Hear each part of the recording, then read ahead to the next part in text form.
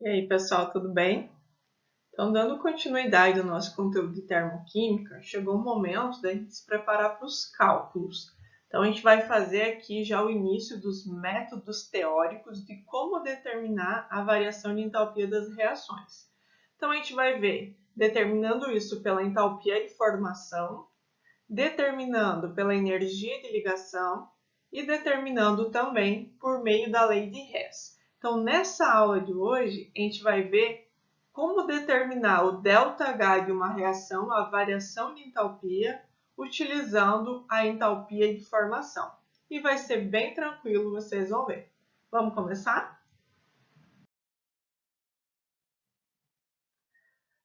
Entalpia de formação a gente já viu antes lá nos casos especiais de entalpia, né? Que tinha entalpia de formação, neutralização e combustão. Então a gente parte do mesmo pressuposto que a entalpia de formação ela é a quantidade de calor liberado ou energia liberada ou absorvida quando você forma um mol de substância a partir de substâncias simples no estado padrão. E ali a gente considera o estado padrão substâncias que têm entalpia zero. E aí eu utilizei o exemplo do grafite reagindo com gás oxigênio e produzindo dióxido de carbono. E essa reação ela teve uma variação de entalpia de 394 kJ negativos, indicando que é uma reação que libera energia para acontecer. O ΔH de formação, a variação de entalpia da formação de uma substância, é a mesma coisa que a própria energia dessa substância, que a própria entalpia. Então, a gente pode descobrir por meio dessa variação ou no meio dessa reação descobrir a entalpia da própria substância. E para isso, a gente vai usar essa equaçãozinha, essa formulazinha, que é o ΔH, que é a variação de entalpia igual à entalpia dos produtos menos a entalpia dos reagentes. E a gente vai fazer um exemplo junto de como utilizar isso aqui. Então, a gente vai fazer um exemplo da reação de combustão da glicose. Ah, mas não era entalpia de formação? Por que a gente está fazendo para combustão? Esse cálculo ele é utilizado para qualquer tipo de reação. Contanto que você esteja formando algum produto, você pode utilizar essa variação de entalpia, porque ela que vai te dar a entalpia ou da substância ou a variação da entalpia geral dessa reação. Então, o que nós vamos utilizar aqui? A gente tem um mol de glicose que reagiu com 6 mols de oxigênio. Dessa reação foi formado 6 mols de dióxido de carbono e 6 mols de água.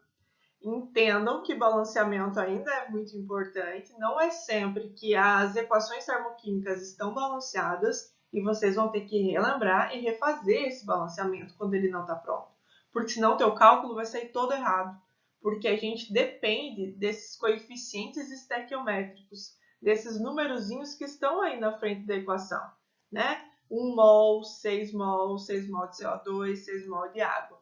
Isso aqui vai fazer diferença na variação de entalpia total do sistema. As entalpias de formação, elas são dadas no enunciado, são dadas de acordo com a substância. Então, ele deu a entalpia de formação da glicose, que é menos 1268, quer dizer que a energia da glicose, a energia dessa substância é menos 1268. Para o CO2 é menos 393,51 e para a água é menos 285,83. Você não tem que decorar esses valores. Esses valores eles são te dados em tabela ou no próprio enunciado para você poder já jogar na fórmula e fazer o que for preciso. Tranquilo? Então, o ideal aqui dessa questão, geralmente o que se pede é para você determinar o valor da energia para determinada reação. E aí, se ela vai ser liberada ou se ela vai ser absorvida, você descobre no final do cálculo. Mas às vezes, como nessa questão, ele já adiantou que ele sabia que ia ter energia liberada nessa reação. Por que ele também adiantou isso? Porque se é uma reação de combustão, é uma reação exotérmica. Então, automaticamente, se eu sei que é de combustão, eu sei que vai haver liberação de energia. Então, nós vamos já calcular aqui para a nossa reação anterior, considerando os valores de formação de entalpia das substâncias que também foi dado no enunciado. Então, a partir daqueles valores, a gente vai calcular a variação de entalpia geral total dessa equação. Então, ele deu um valor de menos 1.268 para o reagente, que era a glicose. E aí, ele também deu um valor para o CO2, que é menos 393,51. E o valor da água era menos 285,83. Ah, mas por que você não colocou valor para o oxigênio?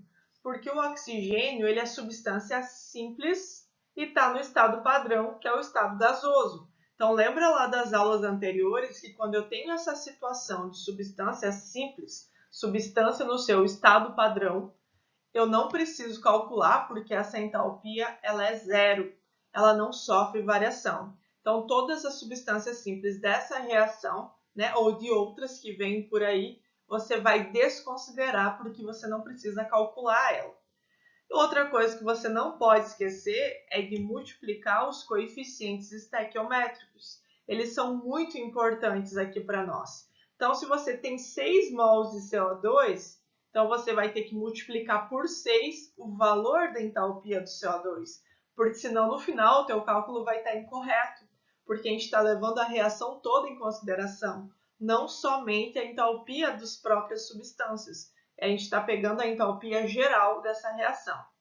Mesma coisa acontece para a água, então a gente vai ter 6 vezes menos 285, porque eu tenho 6 mols de água.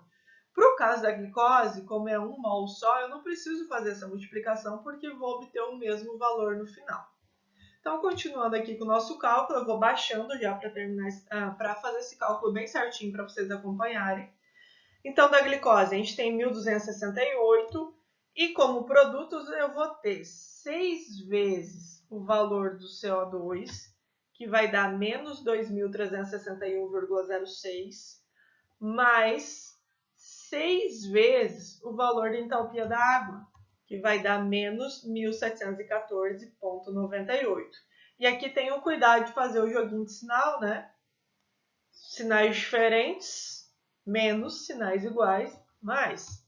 Então, baixo de novo aqui o reagente, menos 1.268.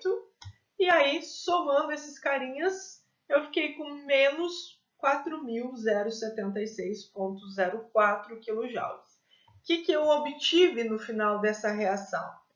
A entalpia do meu reagente, que é o que eu preciso para colocar lá na minha formulazinha, e a entalpia dos produtos, que é outro dado que eu necessito também colocar lá na fórmula. Ah, mas eu não posso fazer direto e já colocar esses valores lá na fórmula? Pode, mas garanta que o teu cálculo dos coeficientes estequiométricos e o teu jogo de sinal vai estar correto, porque senão lá na frente você vai ter que apagar tudo e refazer dessa forma. Essa forma ela pode ser um pouquinho trabalhosa ou um pouquinho mais demorada, mas ela te garante te dar os dados corretos na ordem correta. Então, tá aqui a nossa formulazinha, né, que é o ΔH, que é a variação de entalpia, igual à entalpia do produto, menos a entalpia do reagente, que foi o que nós calculamos antes. Então, agora nós substituímos. A entalpia do produto nós encontramos que é menos 4.076,04, menos, cuidado, porque esse aqui é o menos da fórmula, e esse aqui é o menos do valor da entalpia. Menos 1.268.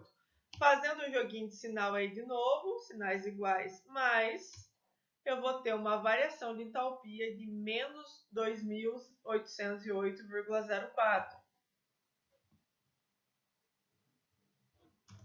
Então, quer dizer que vai ser liberado, ou que foi liberado nessa equação, 2.808,04 kJ de energia. Então, independente dela ser uma equação de uma reação de formação, de combustão e neutralização, você vai poder utilizar essa formulazinha para calcular esses valores.